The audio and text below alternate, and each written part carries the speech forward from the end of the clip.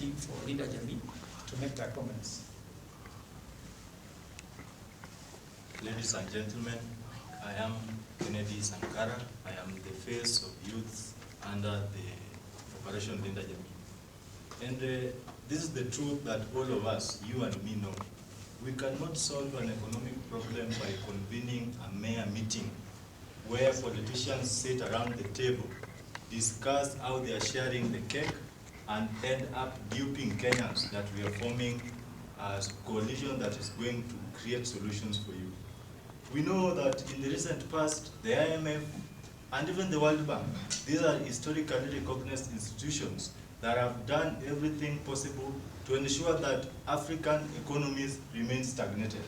It is our wish that we elected a president who is wise enough, who was going to create measures that are going to block the IMF in as much as we are going to work together, but not to control our economy fully. Because as I speak as the face of the most unemployed section or constituency of the population of Kenya. I speak on behalf of the most angry population. I speak on the behalf of the most misused constituency when it comes to politics, the youth. And that's why we're in Linda Jamii. We are saying join us. Because this government is not prepared for anything except maandamano. You can see the government is always ready in arms to thwart any violent demonstrations, but have never been ready to provide solutions. The floods are here. They've not disbursed even a single coin to the counties, but they have money to buy tear gas to kill young people. We are saying, do not go to the streets. Join us in Linda Jamii. And I want to say this. We as young people, and personally as the youth leader, I had given my opinion ab initio when this dialogue had started, that there was nothing constructive going to come out for the youth. Now you've seen we've been thrown under the bus. In that particular recommendation, I have not come across any recommendation that is talking about job creation. Because the people in government are spenders. They do not know how to look for money. Money is made through a production economy. The moment you have not created an enabling environment, you cannot dupe Kenyans that you are going to lower the cost of living.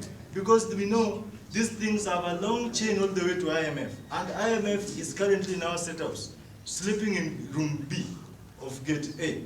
Now you can imagine we are lying to ourselves that IMF, we are going to lower the cost of living. Not unless they default and IMF chases us out, or we chase them out of the room, we will still forever remain captives. I want to tell young men and women that the future belongs to us. There is no tomorrow. Tomorrow is today.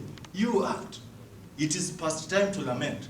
But the government must always know that there is time for politics and there is time for economic conversations.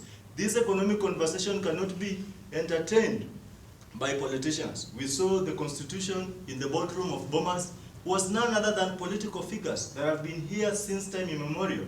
These are people who have been part and parcel of our problems, and they are now duping us that they are going to be part of the solutions. I understand in rare occasions, problem makers and Kenyans are brought together. And that's why we opine for a multi-partisan talk and not a bipartisan talk. Because this bipartisan talk is trying to solve a problem that they seem only two are affected.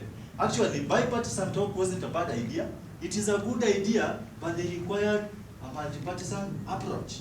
It is a bipartisan talk that was made to create positions. You see, they want to entrench the position of Musalia Mudavadi as the Prime Cabinet Secretary. There is nothing wrong with that. How many jobs have you created for young people by employing Musalia as the Prime CS? How many jobs have you created for young people by creating our office of the opposition leader with the 2 deputies? You are creating positions for politicians. We as young men, we want to see a constitutional review process where we are going to say employment of youths are going to be capped at 50. Any government hiring quarterly, we are going to have youths fill these positions. Not you telling us that you're going to create positions for who and there. That doesn't concern us. We don't earn from those positions.